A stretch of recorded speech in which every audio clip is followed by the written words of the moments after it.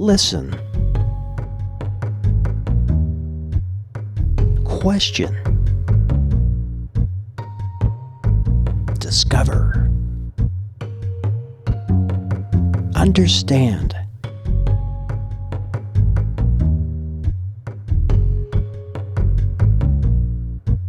And apply. Welcome to Conversations.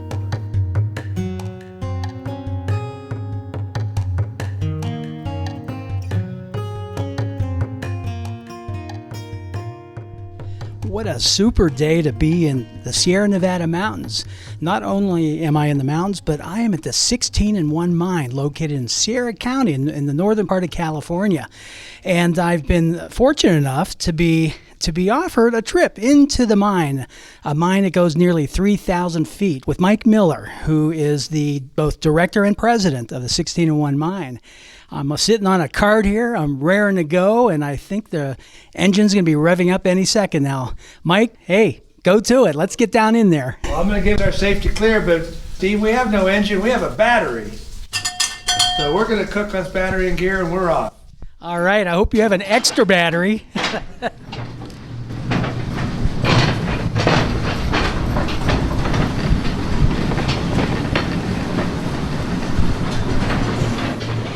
Oh, this is uncanny. The mine shaft, it's more like an adit, is probably 8 to 10 feet tall, about 8 to 10 feet wide. Lots of pipes running through along the one side of us, and dripping water in many different places here.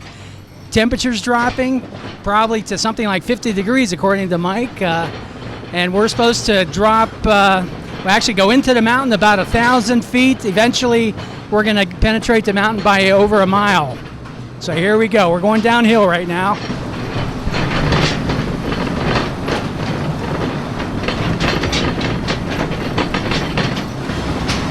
Yeah. Well, now we're traveling through water.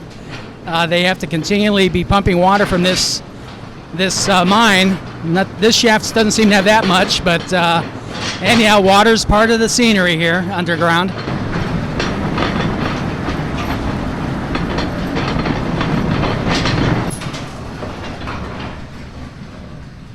Well, we've got an intersection here. So how complicated, could you get lost in this place? It's highly unlikely that I would get lost. That would be a pretty bad thing to happen. But I have to tell you, a couple times I've been turned around. But you know, we can follow the water, we can follow the rail. Most of the guys that are in here every day, they're not going to get lost. But if I took you in here and dropped you off, I don't know how you'd get out. I think I just follow the water. It has to come out somewhere, right? Yeah, it is. Well, we're back at the 800 station. You want to take a look here first for a minute? Yeah, let's do that.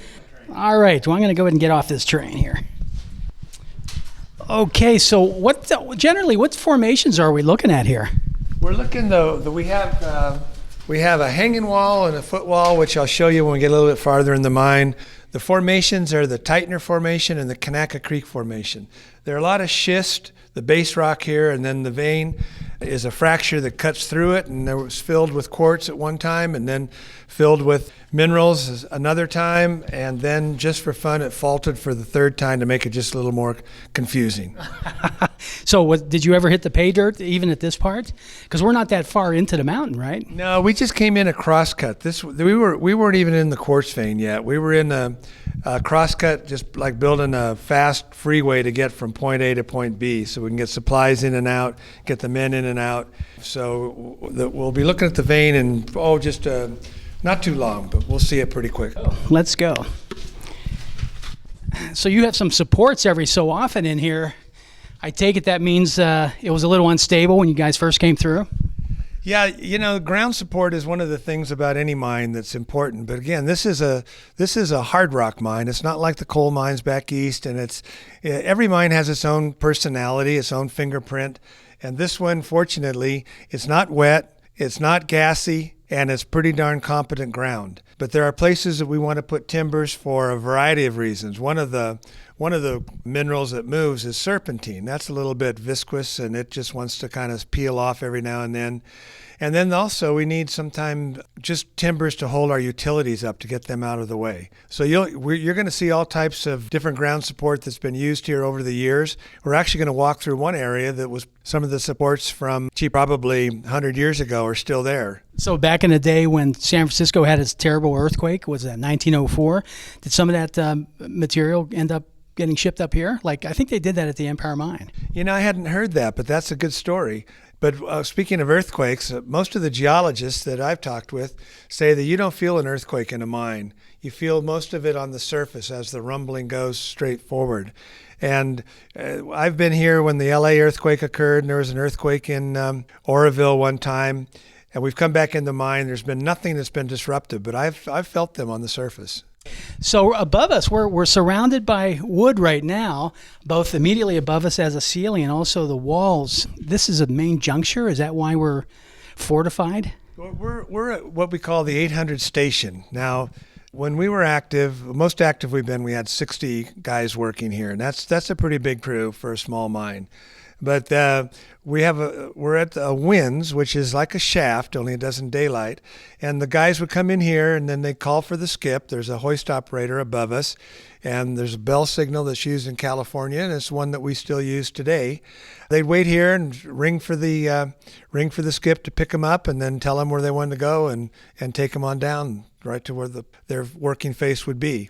Right at the moment today, we're working in the north end of the mine. And we're in the south part of the mine right now, and as we travel deeper into it, we'll be going to the north, closer to where the men are working today. All right, I'll keep my eyes out.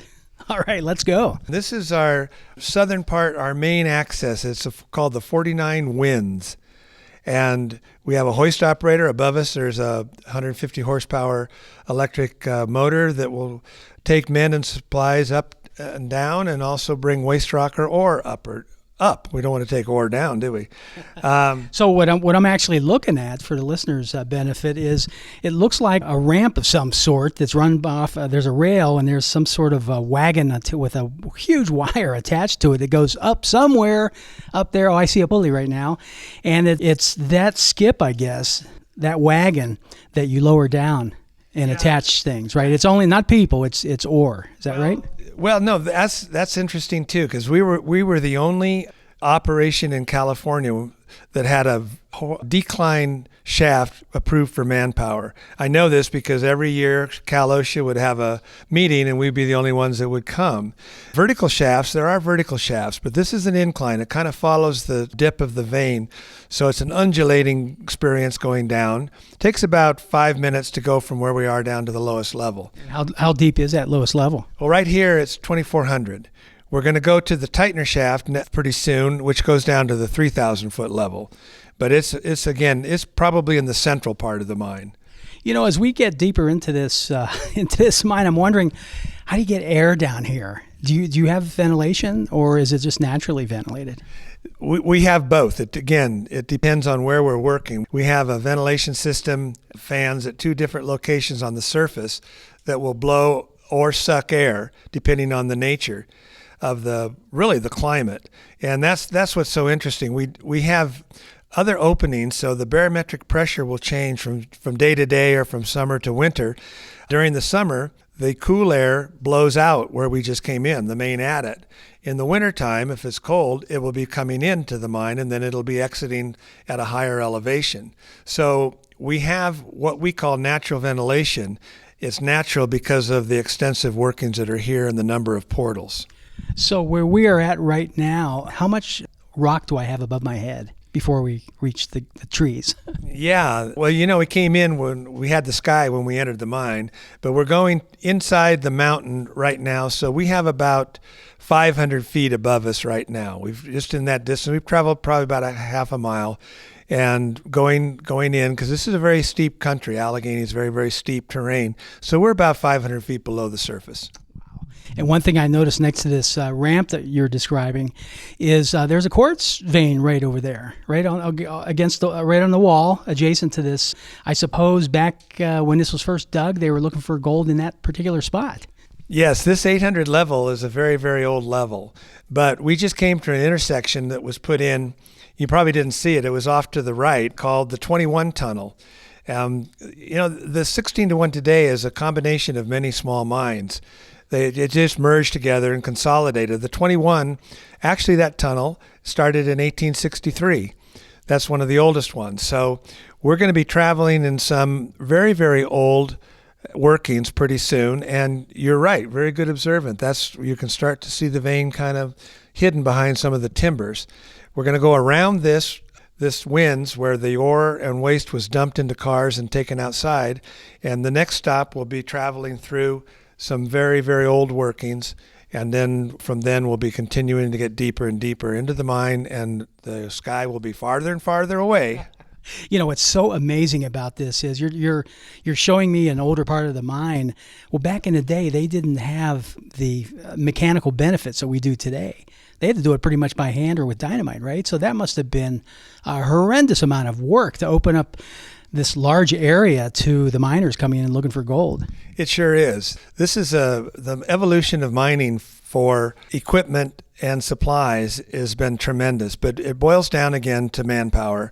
It's hard work, but they started with what was called a single jack and a wedge or a pick or something, and they would hit that and then they in and go inches by inches by inches.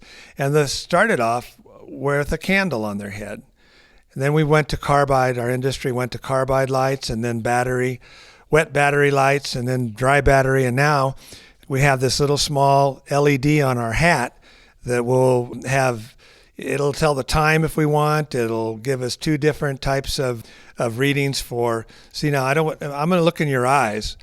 And so if I looked in your eyes right then, like I just did, now I've kind of blinded you. Yeah. So I could do this. Now I've got a better light on. It's not so bright.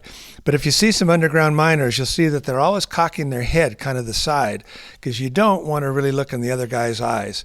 Because when we walk outside after being in here for a couple hours, you'll know the difference. Yeah, so there is an ethics, sort of an etiquette here down the hole. I don't want to tick anybody off down here. Could get you in trouble. So anyhow, so we are going to go to another section of the mine right now. It looks like we actually have on the other side of the ramp here a continuation of this adit. Yeah, you're very right. This was the 800 level. We're going to stay on the 800 level. It'll be going up slightly as we go to the north. But this was put in, this particular area where we're standing right now was actually put in 1984-85 to access speedier traveling to the southern section of the mine. So when we get around this winze, we'll be able to look back and you'll see this light. But you're right again, that continues on, but we're not going to go over and jump over this and go through all that debris that's in there. We're going to take the shortcut and go around it. Nothing like a battery-powered train. Hey, I'm just wanted to look down there real quick, like, and I can't see a whole lot. Well, let me do this for you. Let me open the gate. Oh, okay. All right, great. I'm going to take a peek down this ramp where this wire has a wagon suspended on a rail, and see if how far I can see. How many feet down does that go? This goes down to the 2400 level, and we're at the 800 level. It takes us about, if we were going to jump on that skip, 4 of us could get in there. It would take us, like I said, about 4 to 5 minutes. But the reason that we've got it all knotted off is that if we didn't do this, when the mine inspector came by and he saw this gate open, he'd write me a citation right now. But I'm going to open this gate. And I'm going to be awfully careful. And I'm going to take a look down. I'm right on the edge now. And readjust my lights. Oh, wow, look at that. Now stand back a little bit and then you can really get a view down. Oh, that goes down as far as I can see. And then it turns black down there. But it is dewatered, right? I mean, all the way down to wherever this bottom is? Yeah, our waters, right now, we're holding the water just below the 1500 level. For a while, we let it come up just below the 1300 level. And I think we're going to take it down again, probably to where we had it, to the 22 to the 24. There is one section here that's very, very intriguing and exciting for me. We've never been to the 3,000 foot level yet. We got to the 2,400 and we just, physics and equipment overcame us, and we just couldn't get that last 600 feet. But things have changed a little bit, and we've got a part of the mine we've actually never seen, and I'm very excited to take a look at that after all these years. So there could be real possibilities to find that gold down there. Well, there is some gold down there, I'm sure, because of our maps, but we had gold when we let the water come up and sit different parts. Gold, we put several $1 million in sinking a winze in the southern part of the mine. Gold was selling for full 400 or about 450 at that time. And I'll be darned if it didn't drop down to $280. And so we just thought we better go someplace else. This is in the 1990s. We better go someplace else and look for it where we can actually cover our costs from our production. So I know there's gold down there. Love that enthusiasm. No, not just enthusiasm. I've actually seen it. I mean, there's nothing like seeing gold in the virgin quartz. It's really a thrill. Oh, what's so great about this particular mine, as I've read and you have told me, is when you find it, you have a tendency to find a lot of it.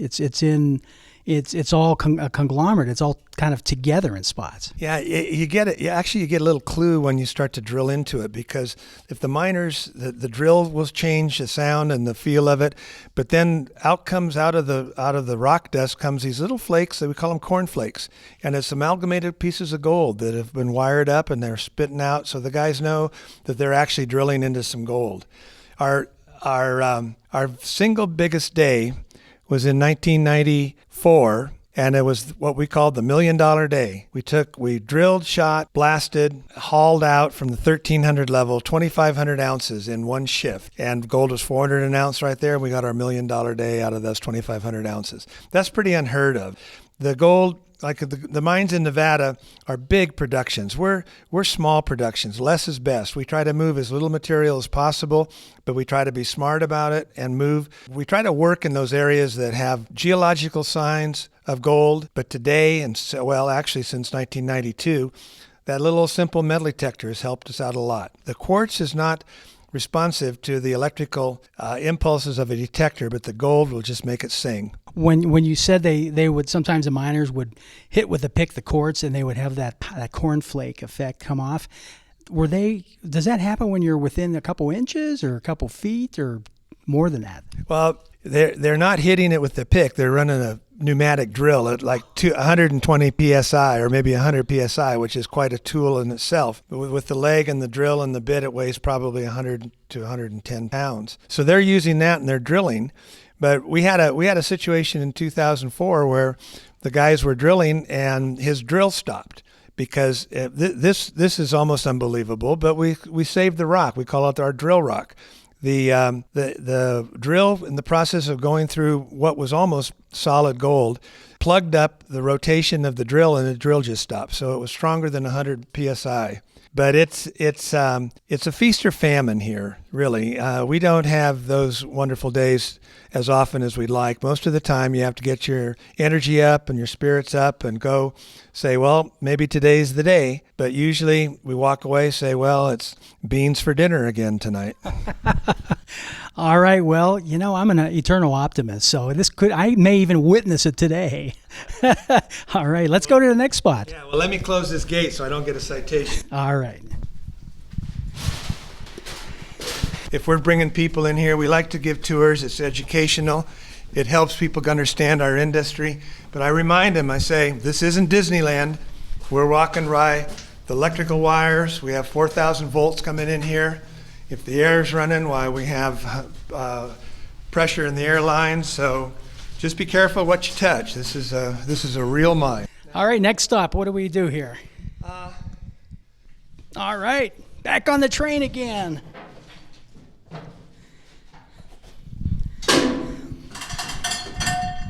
We're off. Got your feet in? I do. I'm ready. I learned fast.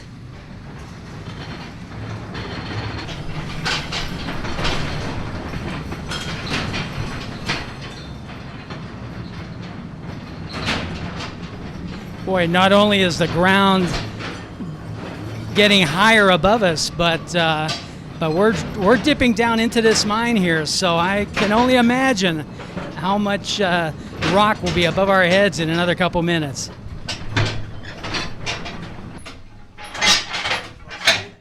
Yeah. Now you can see that we're just getting into the old part of the mine. Take a look at your clearance down there by that car. You've got what, about a 1/4 inch right there?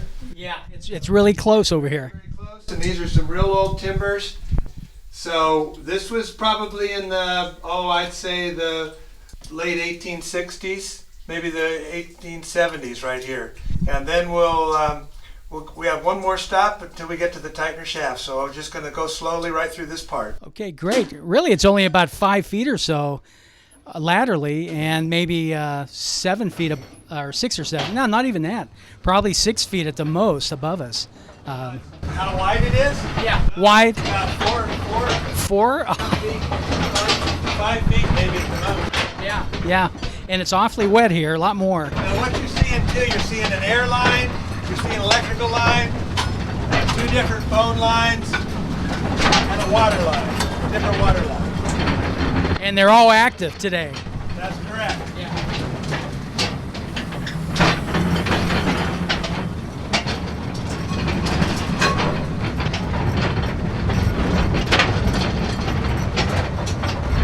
For the most part, the ceiling seems to be dry and the walls are dry, but we have water flowing underneath this train track here at this point. And see the occasional fire extinguisher just in case. Yeah. You know, when you come into the mine, it's potluck, so the pumps are not running right now. If they were, this would be the discharge, this 4-inch pipe, and it would be a full 4 inches of water coming out if we were running the pumps. Oh, okay. You know, like I said, it's a relatively dry mine, so in the summertime, we can run the pumps once every 10 days or so. Right now, we're just holding the water, so they just didn't turn them on today. There was no reason to go beyond where they were because they might run out of room on the discharge line. Yeah, and to add to that, I mean, we're in the 4th year of a drought, a serious drought in California. So, and it's March, and we haven't had water most of the winter, so that probably plays into it too. And then what you see too, water is our friend and our nemesis in a minor way. Is that we want to try to catch it as close as we can to have it flow out of the mine by gravity. So you can see right here the amount of water that's coming out of the mine. This is through the whole upper levels above the 800 level. It's very, very little water right now in the mine. It's really relatively dry then here. It is. It's a good thing for us because when we run those pumps, we're using a lot of PG&E electricity. All right, well, you're saving money today. That's good.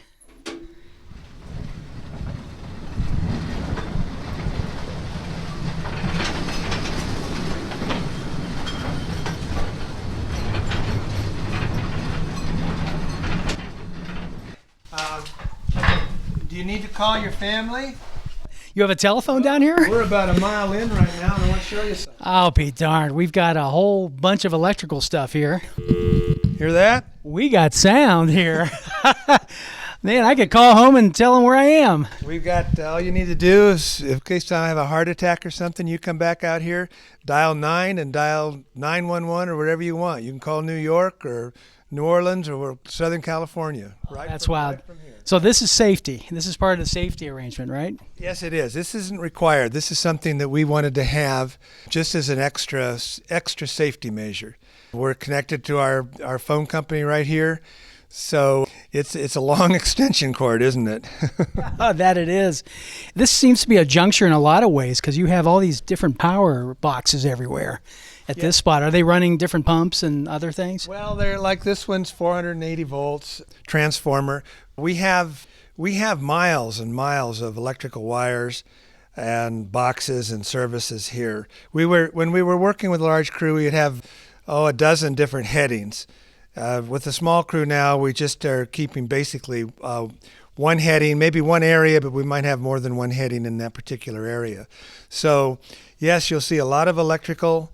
Our electrical actually comes from the surface through a borehole that's 450 feet deep, and that's where the same thing as our phone lines go up that hole and they connect into the regular AT&T phone companies. You know, reflecting back to the terrible disaster that happened in Chile a while back, I can only imagine what that felt like to those guys to be in the ground not knowing how to get out, and they have 2,000 feet to climb somehow.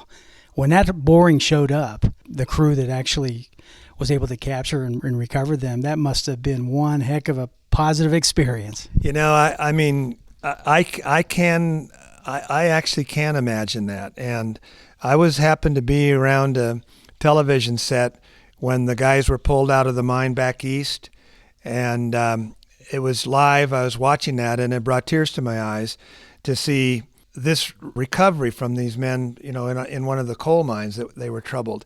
But what I noticed about that is really how good this mining industry is in the United States, how well qualified, how safety conscious it is, and how damn smart they are. I mean, those guys they had to drill down with maps and hit a very like a needle in a haystack. And you know, they've done it several times, and it's something that should be honored and recognized, because these natural resource people are helping to make the country livable, and they take great risks. And I'm very, very proud of the safety people, the MSHA, the OSHA, all of the people that volunteer their time to help the miners out when they're in trouble. What's the safety history of this mine? It's really pretty good. We've won a Holmes Award. In my research, I believe there was one or maybe two fatalities over the time that, say, 1890s until 1965. We had a very sad fatality in 2000 with one of the miners, and it's you know, the people that are managing safety, they want to get to something called the root cause. What was the root cause of the accident? Too many times these agencies say it's a malfunction of equipment. My experiences in reading the fatalograms of other mines or our own experience, it's really the lack of attention by the individual miner. And that's what happened here. This little train that we're riding on, like there, where I'm sitting there driving that train, you know, you're looking at it behind me as I'm driving it. He parked a train similar to this just underneath an overhanging wooden chute, which maybe you've seen some that we've passed by. He ducked and got under that. His job was to cut off that chute and go put some equipment in and get a piece of timber. He forgot where he was. He got in there and he wanted to go back out and get a piece of timber. He lit a cigarette, threw it into reverse. He was about 18 inches at the most, maybe a foot away from that chute, and he drove this high-powered, battery-powered locomotive right into that chute, and it broke his neck. By the way, this is, of all the pieces of equipment in the mine, this may seem benign, but these trains are probably the most powerful, dangerous piece of equipment in our mine. They have no forgiveness. There's a huge battery system in here, and if you make a mistake, you can pay for it with your life. Well, let's take it easy as we go deeper into the 16-in-1 mine. Well, that we will do. You don't want to make a phone call, huh? Oh, yeah, I'll make one if you want. Seems like everything would be long distance from here for some reason. All right, I'm back on my car here. All right. Onward and inward.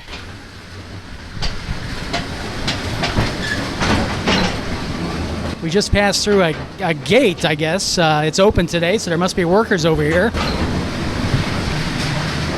Getting awfully small, and there's a lot more water starting to drip in various spots. Yeah, I see that.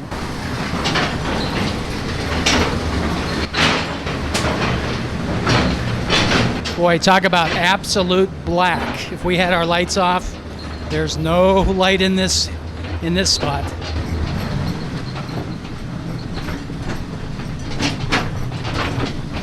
Watch your head. Okay. Pretty low.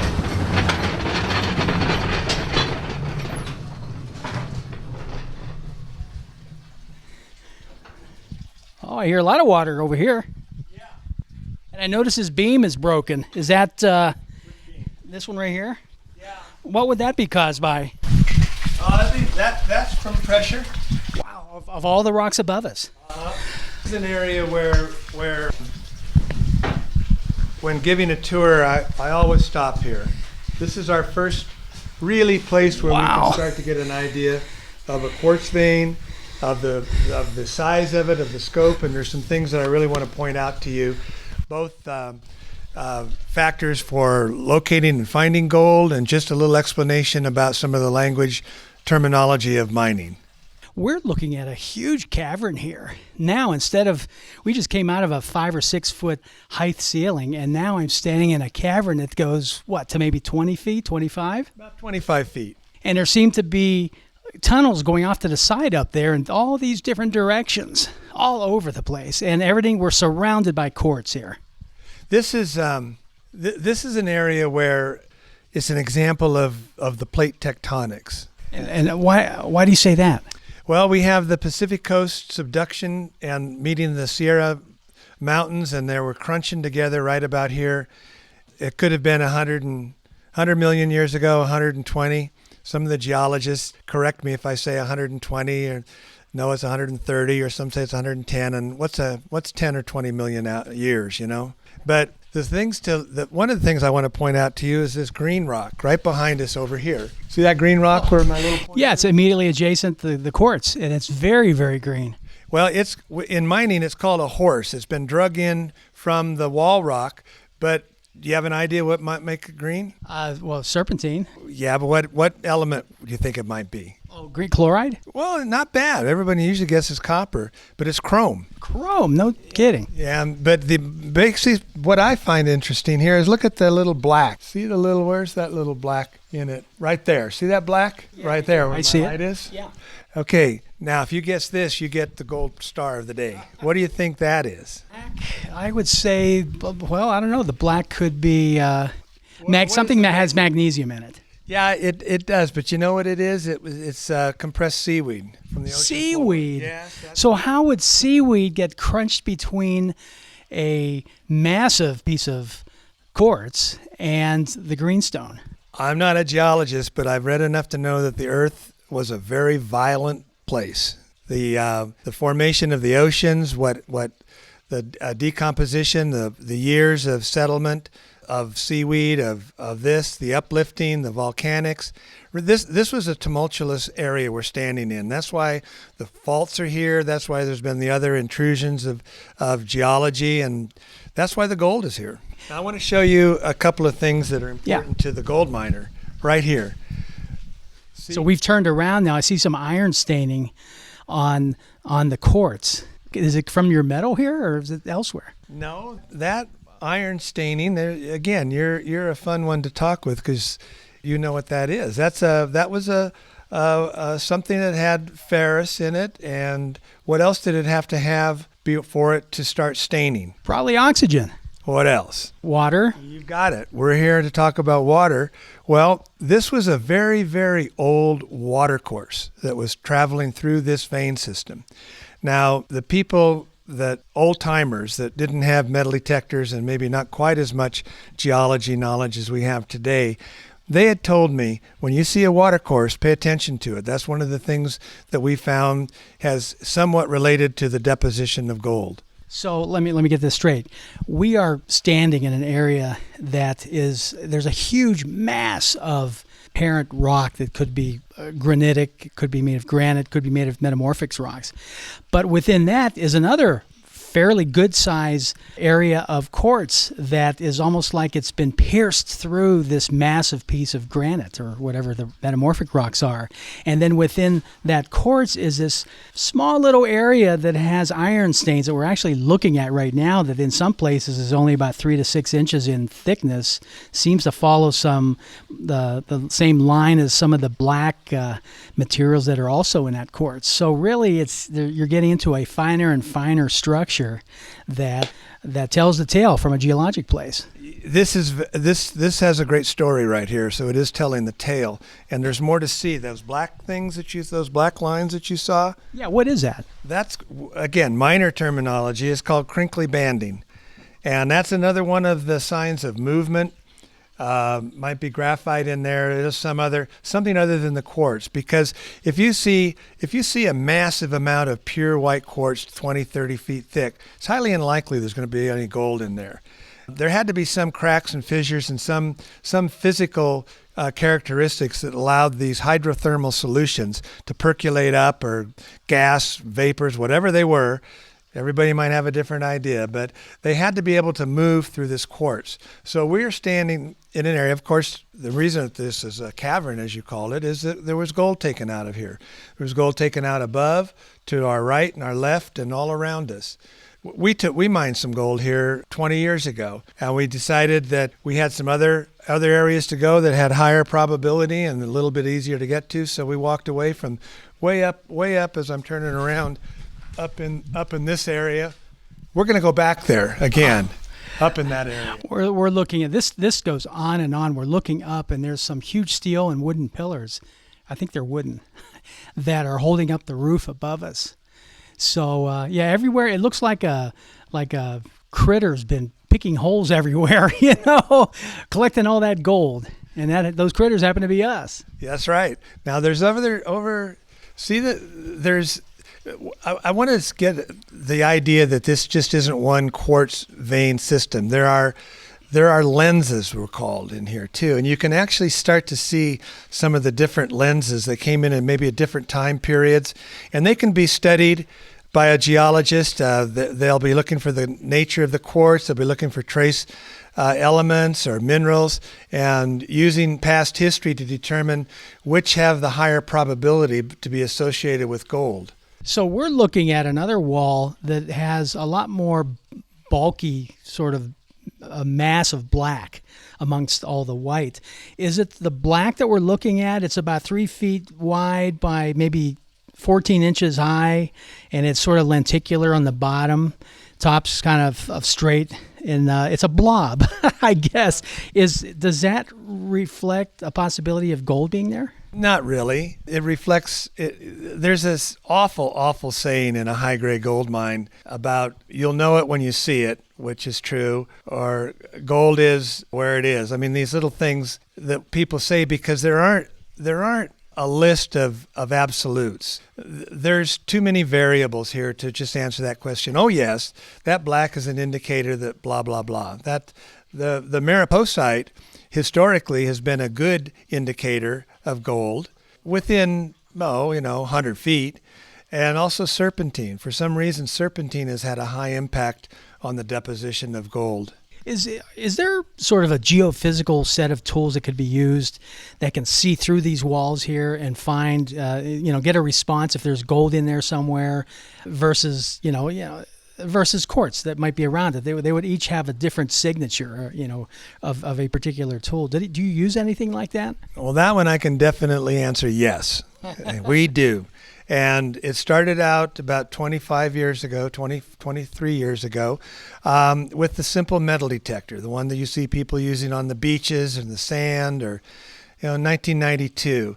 And it was shocking. It was shocking how much gold was left on the ground, in the muck piles, and also on the walls that was overleft from the years and years of mining. Since then, that industry has evolved to a very new metal detector came out of Australia about 2 weeks ago, and we have one here on site, and it's getting us we were getting maybe 3 feet of penetration with other metal detectors, and this one's getting about 50% more.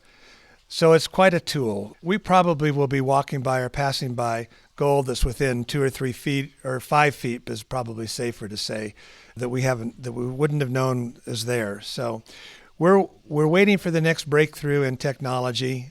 Well, we're waiting, but we're active and working with people to try to help us get better radar or better equipment in this 21st century to send us a reading that will distinguish between gold and no gold. There's one more thing. There's one thing I want to talk about that I didn't know existed before years ago, but it's called a false positive, and those are the worst things.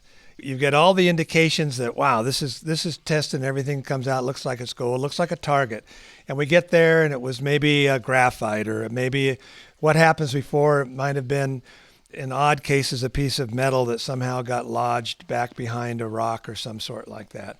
But even if it was a false positive and we were only right 50% of the time, we'll be mining a lot of gold here at the 16-to-1.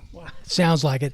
And really, there's so much gray. You're right. You just never know, even with under the best of indicators. Now I want to show you a little bit of water over here. Yeah, I can hear it. It's not very far from us.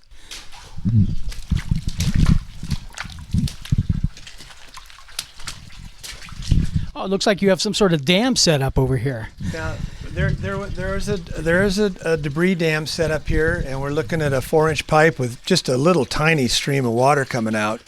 So this is one of the collection agencies from the south part of the mine up to the surface.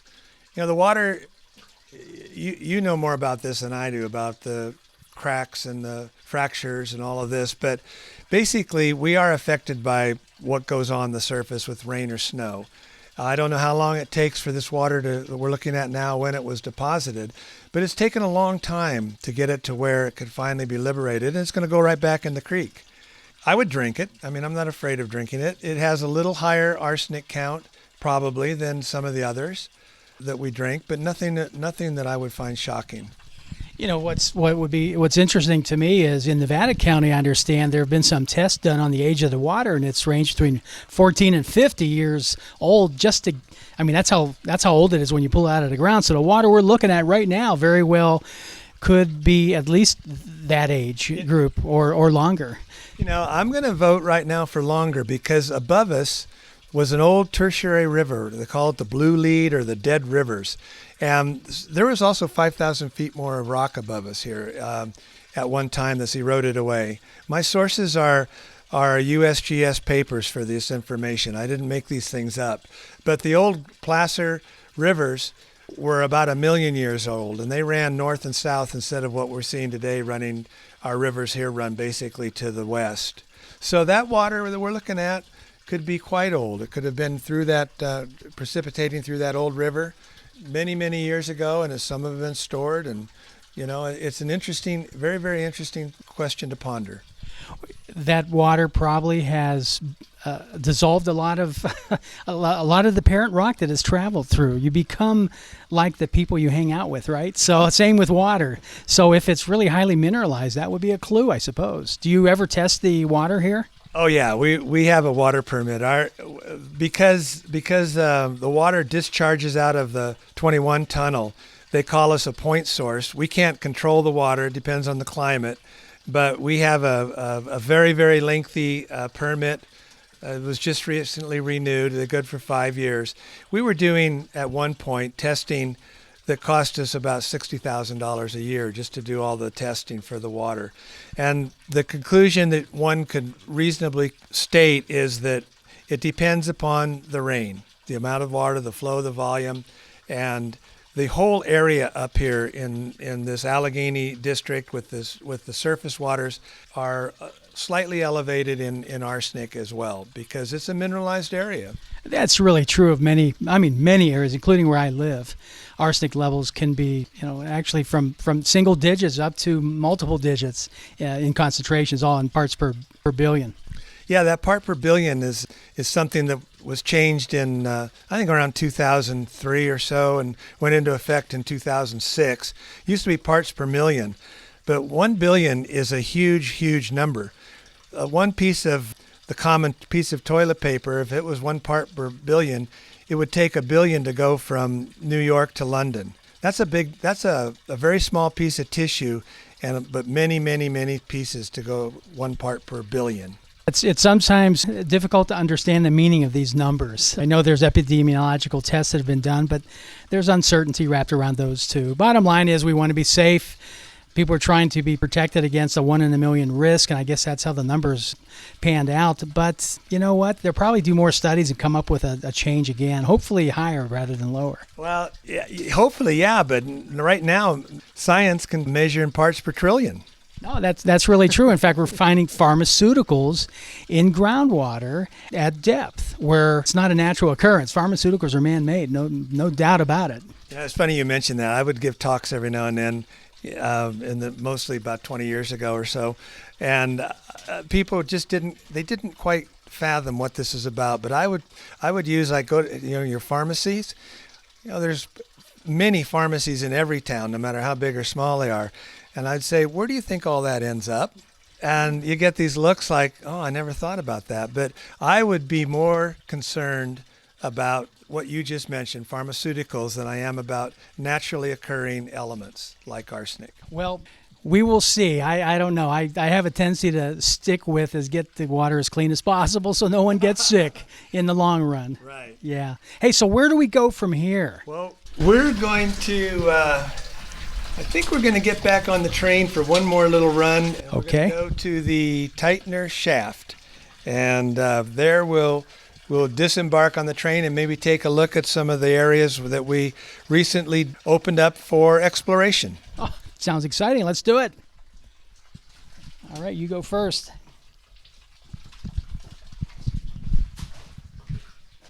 You know, when you get into a mine, there's a couple other things that you want to be aware of. One is the footwall and the hanging wall. I mean, they're common terms, but you look up here at the top, and you can see the native rock, and that's the hanging wall. Come right back down here to the bottom and see this gray material. That's the native rock. That's the footwall. So the interesting thing is that we'll watch as we go in here is how this vein pinches out to almost nothing and then expands to this wide width right here. And it does it along both the strike of the vein and the dip. And it's not really predictable at a high resolution. It's only predictable in a general sense. That's correct. And that's what makes gold mining a bit artsy. Well, this is a very different type of gold mining. That's high-grade gold mining. I like that artsy part. I've always said this is a thinking man's business in the sense that we just can't put big pieces of equipment in here and move 50,000 tons of material in a day. We have to be very, very selective. We have to be very, very careful. Observations, history, reading, new technology to decide where are we going to start, where are we going to put that drill, and where are we going to start working. All right, let's go find some.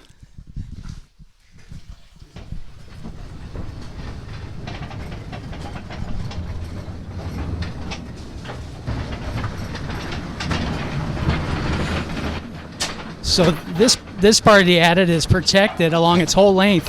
First time I've seen is with metal I-beams that have a U shape at the top, like as if you're going into a cathedral. And it looks like every 5 feet or so there's one of these things. And then every so often we have some railroad ties holding up some end of the wall. And now we have a contact point that's just above my head as compared to 30 feet above my head. So it really does change a lot.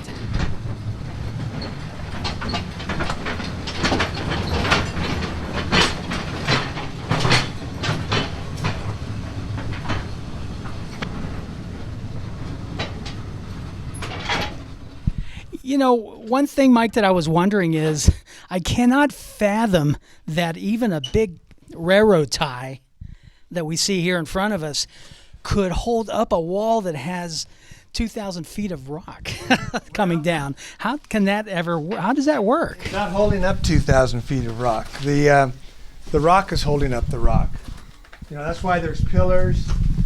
And, like a snow load, like we have a 120-pound snow load in Sierra County per square foot, I guess it is.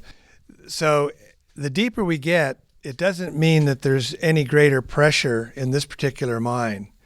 So it just has to hold the rocks, the rock in place that might be fractured, or else through its nature, a little bit looser that might fall out.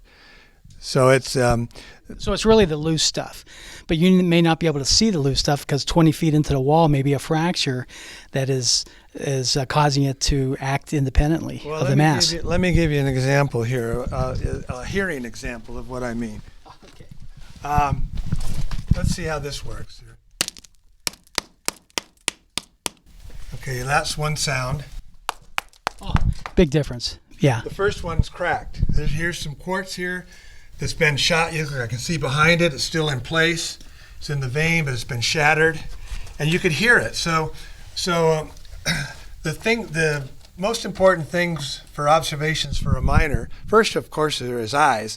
The second are his ears. And that's one, and he'll know. So you can tell To answer your question, no, there's no crack under behind 20 feet or 10 feet or 2 feet behind this rock. It's solid as can be.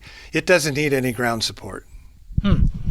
Okay, got it. Well, I feel safer already. All right, so we're walking along here. Oh, and now here's some real pronounced layering right here. And that goes down. There's a chute off to our right that seems to go down to, I can't even see where it goes. Well, That drops off into a vertical, doesn't it? yeah, we're going to get it close to the Tightener shaft. This is be like a raise that came up between levels. The way this deposit is mined is you run a level, whatever distance it is, the 800 level, the 1500 level, the 2200 level. Basically has a small grade to allow for the water to flow in one direction.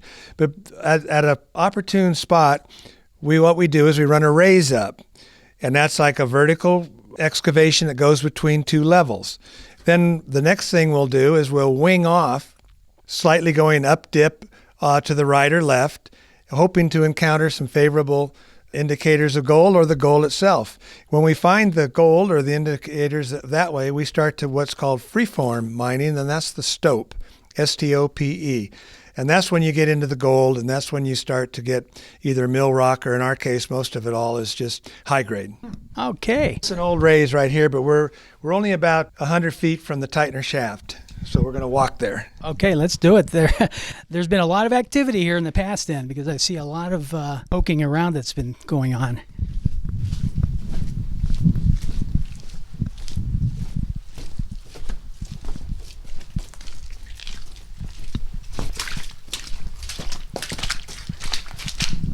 Oh boy, there's a lot more. Oh, we even have steps here.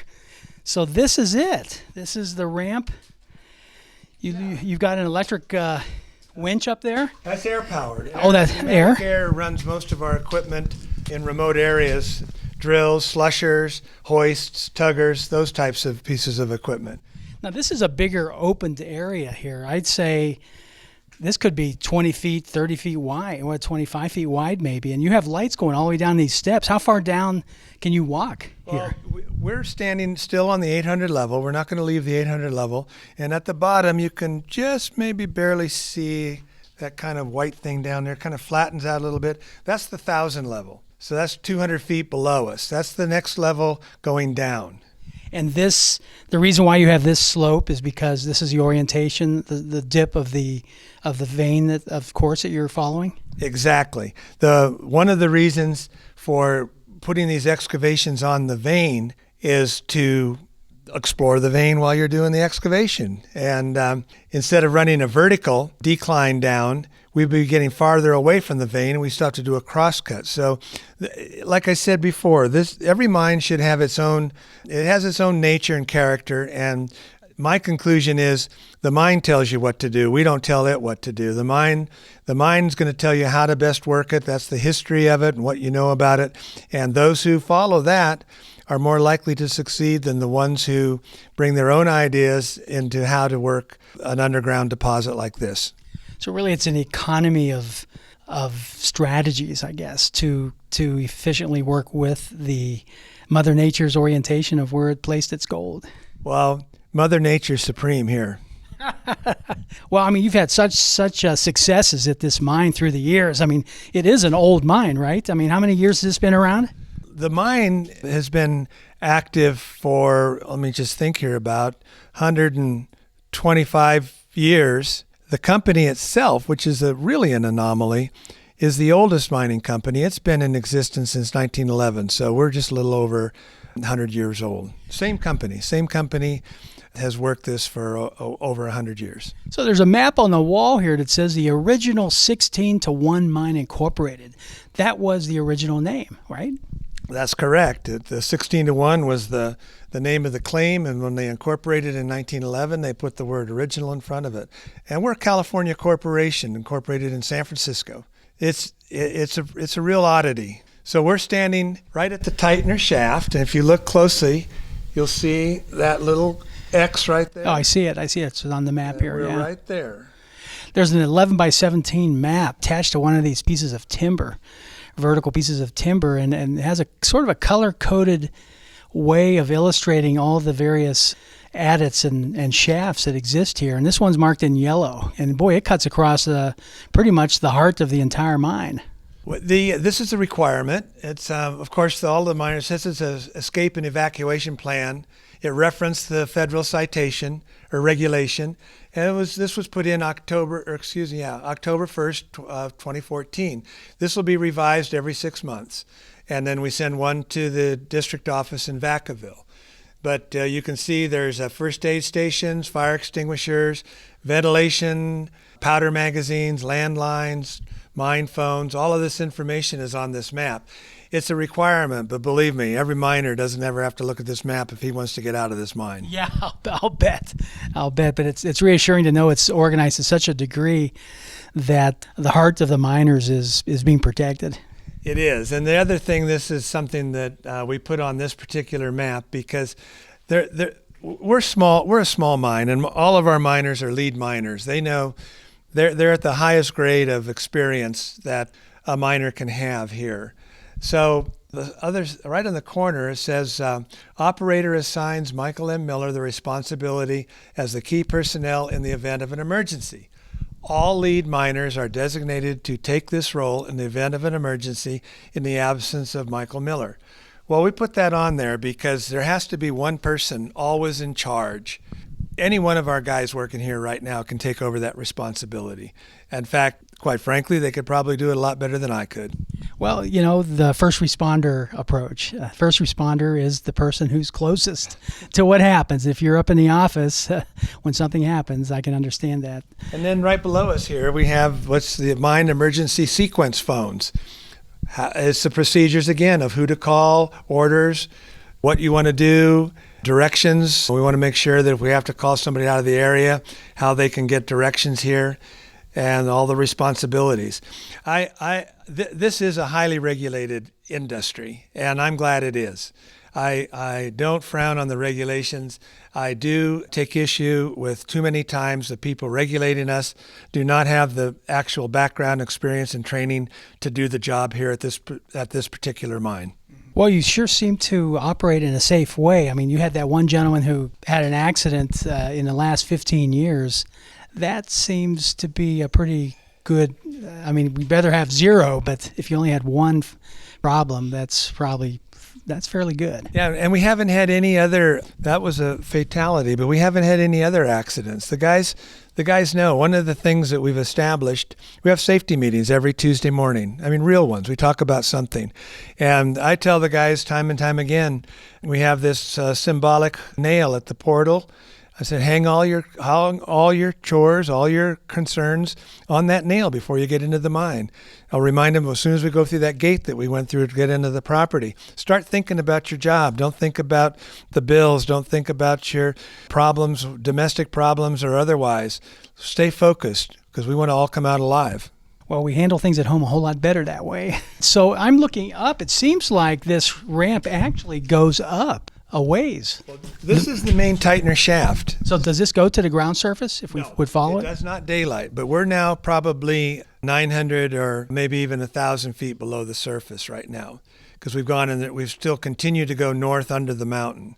No, it goes up to the 250 level where there's a large hoist room, but we'd still be 700 feet or more from the surface even when we were up there.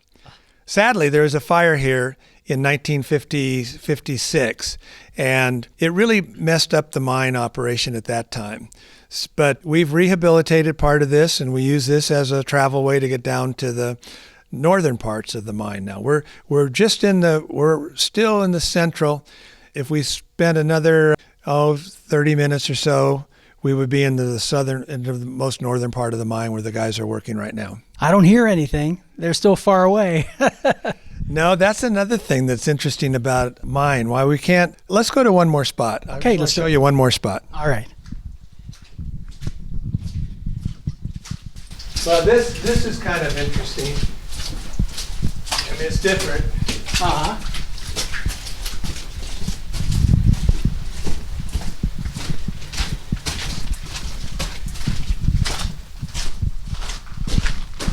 Is there much maintenance that you have to do along these rails? Oh, not so much along the rails, but boy, is there a lot of maintenance. Yeah, I mean in the ground. Yeah, I mean, just timbering, a lot of things require maintenance. Yeah.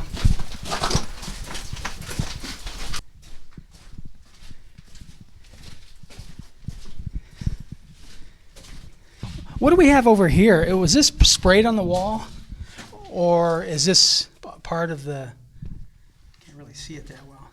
Well, you're looking at rock dust. When we drill and then we load it with ammonium nitrate, which is called Prel or dynamite, and we shoot, and you get smoke and dust.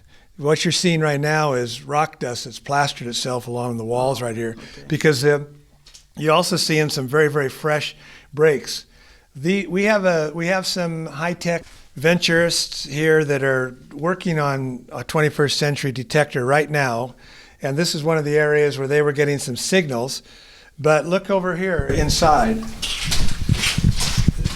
You can see where they had white quartz here. You can see a little bit of the rust stain for water. Yeah. But they had a sharp signal, and they continued to want to open this up to see what was there. And what it was this black kind of graphitic mineralized area that did show up on their radar. So their radar worked, but it wasn't gold. Uh-huh. So well, how does silver respond to something like that? Because you have silver in this mine as well, right? The main silver that we have is mixed with the gold. It's not necessarily silver ore by itself. There is some isolated examples of some silver, but it's not economically worthwhile to pursue. But when we say gold and silver, it's right in with the gold. The gold is 86%. What we call gold in the quartz is about 85% gold and 14% silver. And that gives it really a beautiful color that makes it very, very attractive for men and women in jewelry. You have some of this stuff at the office? some of the pay dirt. Yeah. Probably under lock and key. Well, yes, it is. And it's gold is still expensive. I want to show you something else for a moment. Yeah. Just so relax a minute, and then I'd like you to turn your light off. Sure. Did you turn your light off? Yeah, I still have this. My mic's still on, but. Okay. We'll cover that little. Okay. Now. All right. It is black. It is definitely black. All of the lights are out. And now we have a candle. That's how they worked back in the day. Yeah. You're holding a candle that's probably 3 inches long and about a little more than a quarter, maybe 3/8 inch wide. That flame is the flame they used to work with. They used to come in with 3 candles, and there's pictures in museums. We have a great underground gold miners museum in Allegheny. In fact, it's celebrating its 20 years this year, and wonderful drill collection, but pictures of all these old guys. Some of them would have this candle attached to their hard hat, or no, they didn't even wear hard hats. They wore these little soft baseball-looking hats. And so that would be one of their ways. Now, they'd also give them, say, 3 or 4 candles depending on their shift, and that's how they didn't have watches. That's how they could tell when to leave. But now look, pretend that we're here trying to drill, and look at this. This is all the light you would have. You can't really make much of a decision this way. You have to get that candle really close. Now that's that little hole right there. That's called a vug. Huh. You can actually see little crystals in there. Yeah, a lot of quartz crystals, very well formed, but they're small. Exist in this section. These are very small right in here. This is not a highly crystallized mine. Now there's a bigger crystal formation right there. I can see that cleavage right on that side. Yeah, I do right see there? it. Yeah, the side of a good sized crystal. But the other thing that I particularly like about coming into the mine, if I had my choices, I would prefer to be in here more often than sitting behind a desk. But I like it because of its solitude. There's no outside sound. There's no electrical, because we're away from the electrical right now. Mm-hmm. And it's very humbling. It's very peaceful down here. I hear a hissing, I think, from one of the water lines, maybe. Yeah. Yeah, but that's about it. Yeah. And it is. I am seeing black. There's no light down here whatsoever. Of course, how many thousands of feet are we below the ground surface? We're a long ways down. But it'd be just as black if we were 100 feet down. That's Black true. is black. This is And true. This is the ultimate right here. Huh.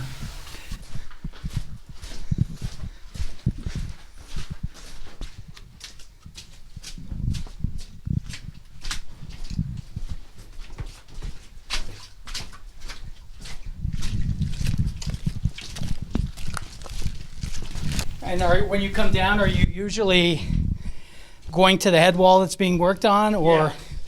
maybe checking out maintenance too? And we'll go back to where we stopped in that, where the white quartz was all around us. Oh, okay. Well, Mike, that was a nice, easy drive back in that train ride all the way back out. I'm seeing daylight right now. I hear the frogs doing their thing. It's been a good day, and I want to thank you for giving me such a wonderful tour of the 1601 mine. Now, if there are others that would like to also visit this mine, is there a possibility of them having a tour, maybe even by you? Well, there's a possibility. We'd love to have more people come up to Allegheny. You know, it's about 2 hours from Sacramento, first of all. But there's a museum here that is really worth the time. The tours, we can be arranged. We like to have a group. We have to have a minimum of at least 10 people. If we can get 15, the tours are $95 each. They last a while. And as you can see, there's a lot to look at underground. On this tour, the other thing that people will be able to do, they'll be able to gather some rocks for their own collections. You can pick the rocks, the white quartz, or you can pick the blue jay mariposite out. If you find a little piece of gold, we'll probably let you have it. But if it's a big piece, why, I'll invoke executive privilege and take that back. And if you can get that group together, we can bring the price down to $75 per person. And that's really worth it because you just get filled with mud all over the place. There's water dripping everywhere. It's the real deal. This is not some Disneyland ride. This is the real thing. And I know I enjoyed it quite a bit, and I hope everyone else listening feels the same way. Best of luck. I know there's gold down there. So best of luck finding that gold and really enjoying the prosperity that comes with a successful gold mine. And one of the things that I would really like to see happen is the awareness that we do have a very interesting website. It's meant not to sell stock, not to scent gold. It's meant to inform. www.origsix.com. Original 6. origsix.com. Check it out. You know, I looked at it yesterday evening before coming down here. It's full of interesting information on the mine, its history, kind of the community around here. It's really informative and a great way to prepare yourself for coming over here and going on an actual tour. So thanks again for today's tour, and I thank everybody for listening in.